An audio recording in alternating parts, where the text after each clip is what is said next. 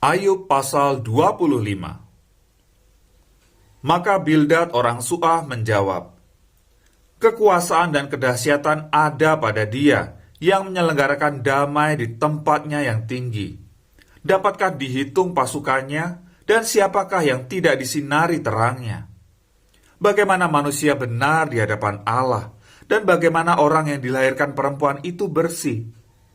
Sesungguhnya bahkan bulan pun tidak terang dan bintang-bintang pun tidak cerah di matanya.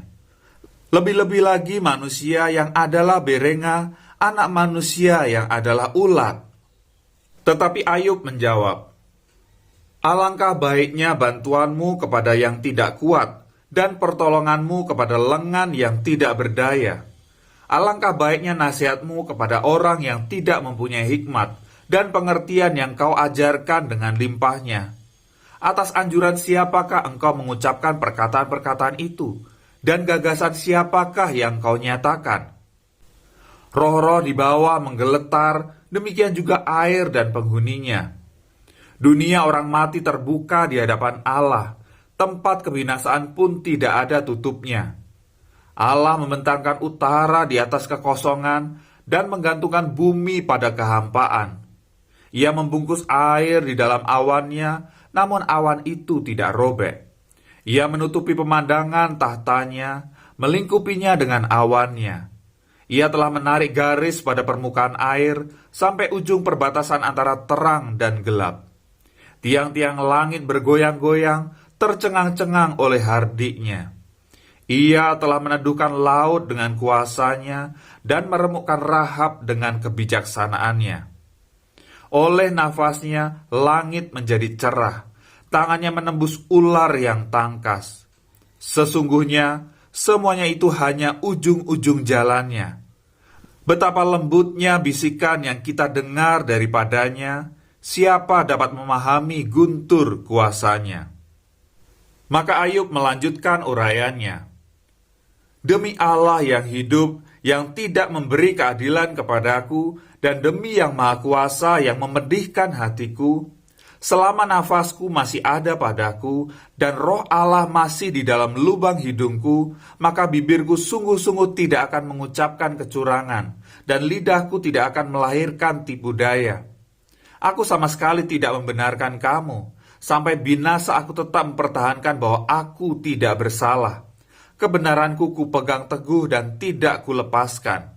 Hatiku tidak mencela sehari pun daripada umurku. Biarlah musuhku mengalami seperti orang fasik, dan orang yang melawan aku seperti orang yang curang. Karena apakah harapan orang durhaka, kalau Allah menghabisinya, kalau ia menuntut nyawanya? Apakah Allah akan mendengar teriaknya jika kesesakan menimpa dia? Dapatkah ia bersenang-senang karena Yang Maha Kuasa dan berseru kepada Allah setiap waktu? Aku akan mengajari kamu tentang tangan Allah. Apa yang dimaksudkan oleh Yang Maha Kuasa tidak akan kusembunyikan. Sesungguhnya kamu sekalian telah melihatnya sendiri. Mengapa kamu berpikir yang tidak-tidak? Inilah bagian orang fasik yang ditentukan Allah, dan milik pusaka orang-orang lalim yang mereka terima dari Yang Maha Kuasa. Kalau anak-anaknya bertambah banyak, mereka menjadi makanan pedang, dan anak cucunya tidak mendapat cukup makan. Siapa yang luput daripadanya akan turun ke kubur karena wabah, dengan tidak ditangisi oleh janda mereka. Jika ia menimbun uang seperti debu banyaknya dan menumpuk pakaian seperti tanah liat, sekalipun ia yang menumpuknya, namun orang benar yang akan memakainya, dan orang yang tidak bersalah yang akan membagi-bagi uang itu. Ia mendirikan rumahnya seperti sarang laba-laba, seperti gubuk yang dibuat penjaga. Sebagai orang kaya ia membaringkan diri, tetapi tidak dapat ia mengulanginya. Ketika ia membuka matanya, maka tidak ada lagi semuanya itu. Kedahsyatan mengejar dia seperti air bah. Pada malam hari ia diterbangkan badai. Angin timur mengangkatnya, lalu lenyaplah ia. Ia dilemparkannya dari tempatnya. Dengan tak kenal belas kasihan, Allah melempari dia. Dengan cepat ia harus melepaskan diri dari kuasanya.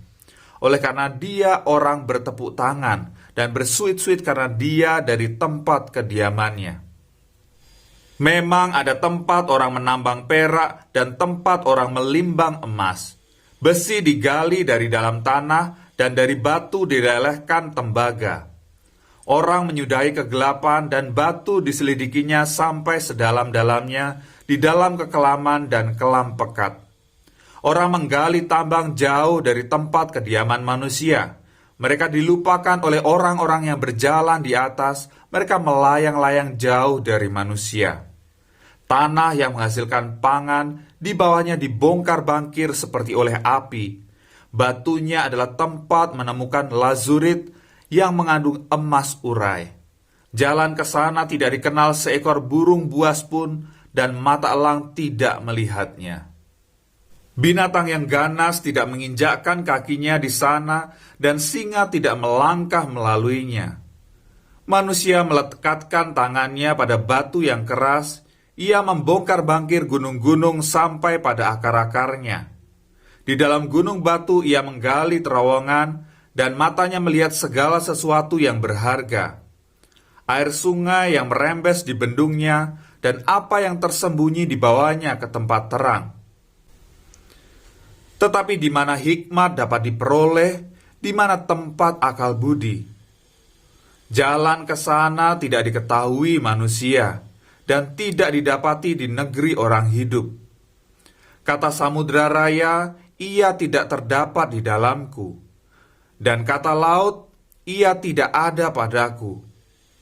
Untuk gantinya, tidak dapat diberikan emas murni, dan harganya tidak dapat ditimbang dengan perak.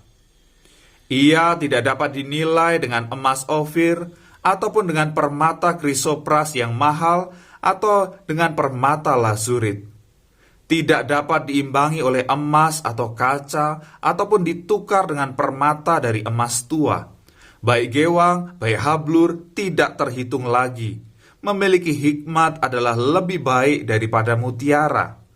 Permata krisolit Ethiopia tidak dapat mengimbanginya. Ia tidak dapat dinilai dengan emas murni. Hikmat itu dari manakah datangnya? Atau akal budi di manakah tempatnya? Ia terlindung dari mata segala yang hidup, bahkan tersembunyi bagi burung di udara. Kebinasaan dan maut berkata, hanya desas-desusnya yang sampai ke telinga kami. Allah mengetahui jalan ke sana. Ia juga mengenal tempat kediamannya, karena ia memandang sampai ke ujung-ujung bumi dan melihat segala sesuatu yang ada di kolong langit. Ketika ia menetapkan kekuatan angin dan mengatur banyaknya air, ketika ia membuat ketetapan bagi hujan dan jalan bagi kilat guru. Ketika itulah ia melihat hikmat lalu memberitakannya, menetapkannya bahkan menyelidikinya. Tetapi kepada manusia ia berfirman, sesungguhnya takut akan Tuhan itulah hikmat, dan menjauhi kejahatan itulah akal budi. Maka Ayub melanjutkan uraiannya. Ah, kiranya aku seperti dalam bulan-bulan yang silam, seperti pada hari-hari ketika Allah melindungi aku, ketika pelitanya bersinar di atas kepalaku, dan di bawah terangnya aku berjalan dalam gelap. Seperti ketika aku mengalami masa remajaku, ketika Allah bergaul karib dengan aku di dalam kemahku, ketika Yang Maha Kuasa masih beserta aku, dan anak-anakku ada di sekelilingku, ketika langkah-langkahku bermandikan dadi, dan gunung batu mengalirkan sungai minyak di dekatku. Apabila aku keluar ke pintu gerbang kota, dan menyediakan tempat dudukku di tengah-tengah lapangan, maka ketika aku kelihatan, mundurlah orang-orang muda, dan bangkitlah orang-orang yang sudah lanjut umurnya, lalu tinggal berdiri. Para pembesar berhenti bicara, dan menutup mulut mereka dengan tangan. Suara para pemuka membisu, dan lidah mereka melekat pada langit-langitnya. Apabila telinga mendengar tentang aku, maka aku disebut berbahagia, dan apabila mata melihat, maka aku dipuji. Karena aku menyelamatkan orang sengsara yang berteriak minta tolong, juga anak piatu yang tidak ada penolongnya. Aku mendapat ucapan berkat dari orang yang nyaris binasa, dan hati seorang janda kubuat bersukaria. Aku berpakaian kebenaran, dan keadilan menutupi aku seperti jubah dan serban. Aku menjadi mata bagi orang buta, dan kaki bagi orang lumpuh. Aku menjadi bapa bagi orang miskin, dan perkara orang yang tidak kukenal kuselidiki. Geraham orang curang kuremuk, dan merebut mangsanya dari giginya. Pikirku, bersama-sama dengan sarangku aku akan binasa, dan memperbanyak hari-hariku seperti burung feniks. Akarku mencapai air, dan embun bermalam di atas ranting-rantingku. Kemuliaanku selalu baru padaku, dan busurku kuat kembali di tanganku. Kepadakulah orang mendengar sambil menanti, dengan diam mereka mendengarkan nasihatku. Sehabis bicaraku, tiada seorang pun angkat bicara lagi, dan perkataanku menetes ke atas mereka. Orang menantikan aku seperti menantikan hujan, dan menadahkan mulutnya seperti menada hujan pada akhir musim. Aku tersenyum kepada mereka ketika mereka putus asa, dan seri mukaku tidak dapat disuramkan mereka. Aku menentukan jalan mereka dan duduk sebagai pemimpin. Aku bersemayam seperti raja di tengah-tengah rakyat, seperti seorang yang menghibur mereka yang berkabung.